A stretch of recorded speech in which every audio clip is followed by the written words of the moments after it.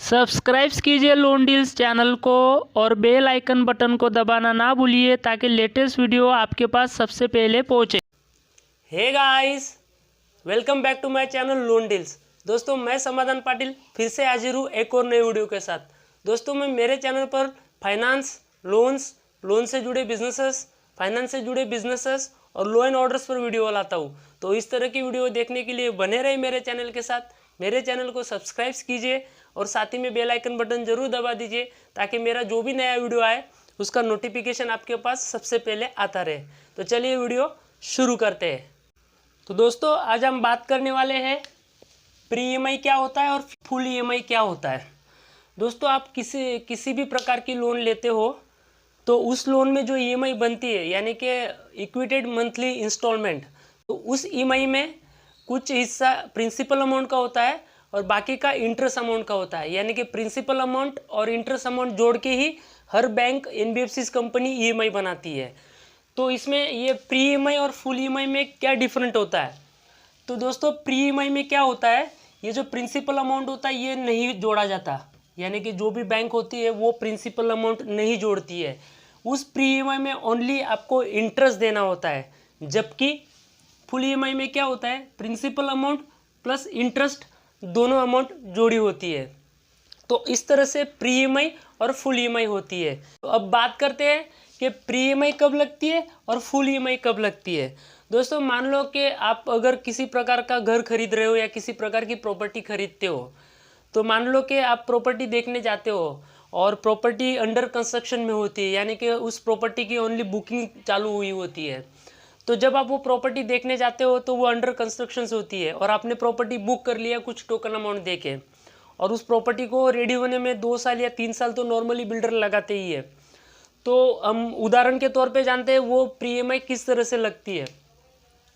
मान लीजिए कि आपने घर खरीदा 25 लाख रुपए का और उसको बिल्डर ने आपको बोला कि वो 3 साल के बाद आपको पोजीशन देगा। मान लो कि ये जो आप घर खरीद रहे हो किसी भी प्रकार का, उसका जो कंस्ट्रक्शन है वो 30% तक रेडी हो गया, और उसके बाद आपने मान लो कि किसी बैंक में आपने लोन के लिए आवेदन दे दी या लोन एप्लीकेशन कर दी, और एप्लीकेशन करने के बाद आपकी 20 लाख रुपए की लोन सैंक्शन हुई या अप्रूव हो गई।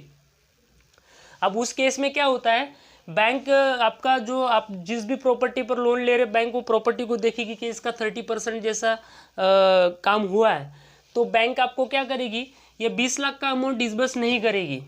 वो 20 लाख रुपए में से आपको ओनली मान लो कि उसने स्टेज देख लिया कि 30% है, तो वो 30% का कैलकुलेट करके वो सिर्फ आपको 5 लाख रुपए का डिसबर्समेंट देगी। तो आपकी लोन तो 20 लाख की पास हुई है, तो बैंक ने आपको क्या किया है कि 5 लाख रुपए का डिसबर्समेंट दिया। तो जब वो 5 लाख का डिसबर्समेंट होगा पार्ट पेमेंट में, तब आपको प्री ईएमआई लगती है। तो वो प्री ईएमआई किस तरह से लगती है, तो आपकी लोन 20 लाख की अप्रूव हुई, बैंक ने आपको 5 लाख का डिसबर्समेंट दे दिया।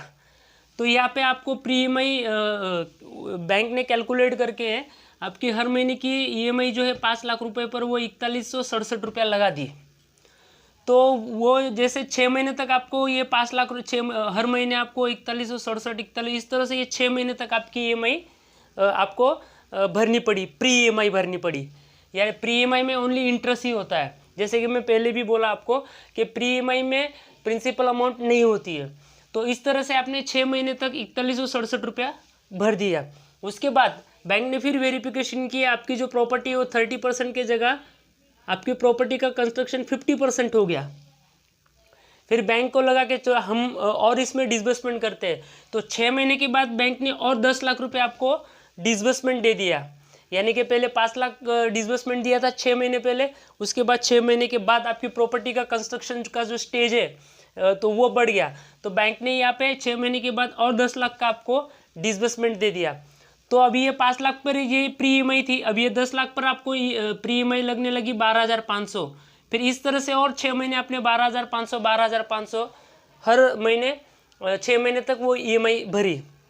अब इस तरह से आपका पूरा 1 साल हो गया, यानी कि 12 महीने हो गए। तो 1 साल में आपने 6 महीने पहले इतने 4167 की प्री ईएमआई भरी, उसके बाद 6 महीने आपने 12,500 की प्री ईएमआई भरी। अब क्या हो गया, 12 महीने के बाद मान लो कि आपका ये जो आपका घर है ये पूरा कंप्लीट हो गया, इसका स्टेज जो है वो 100% हो गया, वो रेडी हो गया। रेडी मतलब रेडी पोजीशन हो गया, यानी कि आपको पोजीशन के लिए रेडी हो गया। तो अब क्या होगा, ये 12 महीने जो आपने ये 4167 से ये स्टार्टिंग के 6 महीने फिर दूसरे 6 महीने ये जो भरा, तो ये 12 महीने में आपने 1 लाख मतलब 12 महीने में जो है आपने 1 लाख रुपए तक इनको इंटरेस्ट पे कर दिया। 1 लाख तक आपने इंटरेस्ट पे कर दिया। लेकिन आपकी अगर आप प्रिंसिपल अमाउंट देखने जाओगे तो ये प्रिंसिपल अमाउंट आपकी 20 लाख की वैसे रहेगी। ये सिर्फ आपका इंटरेस्ट जाएगा 12 महीने के लिए, लेकिन प्रिंसिपल अमाउंट में से 1 रुपया भी, एक नया पैसा उसमें से नहीं घटेगा। और उसके बाद क्या होगा, जब आपको पोजीशन मिल जाता है, मान लो कि आपकी जो लोन है 20 लाख की जो लोन आपकी अप्रूव हुई होती है, वो मान लो कि ये 20 साल के लिए अप्रूव हुई है, तो ये 1 साल तो आपका निकल गया। जब आपको पोजीशन मिलेगा तो पोजीशन मिलने के बाद क्या होगा, फिर से वो जब आपको पोजीशन मिलेगा वहाँ से लेकर पोजीशन से लेकर जब पोजीशन आपको मिलता है तो वहाँ से भी आपके 20 साल शुरू होंगे। ये 1 साल उसमें काउंट नहीं करेंगी बैंकें। तो इस तरह से ये आपका प्री EMI होता है। अब ये फुल EMI में क्या होता है, मान लो कि आपका ये 20 लाख रुपया बैंक ने डिसबर्स कर दिया, तो जब 20 लाख आपका डिसबर्स कर दिया तो बैंक के जैसे कि प्रिंसिपल अमाउंट और इंटरेस्ट अमाउंट दोनों अमाउंट जोड़ती है। तो पहले महीने में बैंक ने इंटरेस्ट जोड़ा आपको 11,416 रुपया प्लस उसमें प्रिंसिपल 3910 रुपया हुआ। वो रेट ऑफ इंटरेस्ट के हिसाब से जो हमने इसको 6.85 के इंटरेस्ट से कैलकुलेट किया था। तो ये जो EMI आपकी बनती है 6.85 से 20 लाख के लिए, वो बनती है 15,326 रुपये। तो 20 लाख डिसबर्स हो गया, तो पहले मैंने बैंक ने क्या किया, 11,416 रुपया इंटरेस्ट जोड़ा, उसके बाद प्रिंसिपल अमाउंट 3910 रुपया जोड़ा। तो ये जोड़ने के बाद आपको ये जब दूसरे महीने आप देखने जाओगे ना, तो ये 20 लाख आपकी जो अमाउंट डिसबर्स हुई है उसमें से आपको दूसरे महीने में प्रिंसिपल अमाउंट कम देखने को मिलेगी, क्योंकि इसमें प्रिंसिपल जोड़ा था। फिर ये पहले महीने की EMI जाने के बाद जब दूसरे महीने की EMI आएगी तो बैंक ने मान लो 11,394 रुपये इंटरेस्ट लगाया, तो ये दूसरे महीने में इंटरेस्ट भी घट गया, यहाँ पे प्रिंसिपल अमाउंट बढ़ गई। तो दूसरे महीने भी देखने जाओगे, जब तीसरी EMI आएगी दूसरी EMI देने के बाद, तब आपको यहाँ पे अमाउंट कम देखने को मिलेगी। तो इस तरह से फुल EMI में प्रिंसिपल अमाउंट जोड़ा होता है और हर महीने इंटरेस्ट घटते जाता है। लेकिन आप ये जो प्री EMI लेते हो उसमें जब तक आपको पोजीशन नहीं मिलता, तब जैसे जैसे पेमेंट पार्ट होगा तो आपको इंटरेस्ट ही पे करना होता है। तो अब बात करते हैं कि प्री EMI के फ़ायदे क्या है, नुकसान क्या है, और फुल EMI कब लेनी चाहिए, प्री EMI कब लेनी चाहिए। दोस्तों देखो, अब बहुत सारे ऐसे बिल्डर्स हैं, बहुत सारे ऐसे कंस्ट्रक्शन डेवलपिंग कंपनी के बिल्डर्स हैं जो जब आप बुक करवाते हो और वो जब आपको मतलब बुक करने के बाद उनका कंस्ट्रक्शन का स्टेज बढ़ जाता है, यानी कि उसका जो प्रोजेक्ट की कंस्ट्रक्शन होती है वो 20% या 30% जैसी हो जाती है, तो बहुत सारे बिल्डर्स आपको खुद कहते हैं कि आप जितने दिन के लिए जो भी इंटरेस्ट या प्री EMI आएगा वो प्री EMI हम आपको देंगे। तो अगर बिल्डर्स आपको प्री EMI दे रही है तो आपको प्री EMI लेने में कोई हरकत नहीं। जब आपको पोजीशन बिल्डर देंगे तब आपको फुल EMI भरनी है। लेकिन ऐसे हर एक केस में नहीं होता है। कुछ केस में बैंकें पूछती है आपको कि आपका 30% या 40% काम कंप्लीट हो चुका है, अगर आपको पार्ट डिसबर्स करना है तो वो आपको अगर प्री EMI रखना है तो आप रख सकते हो। ये बैंक आपको पूछती है, वो डिपेंड करता है आप पर, आपको प्री EMI रखनी है या नहीं रखनी है। तो प्री EMI का अगर आप फ़ायदा देखो कि मान लो फ़ायदा यही होता है कि मान लो कि आपका प्रॉपर्टी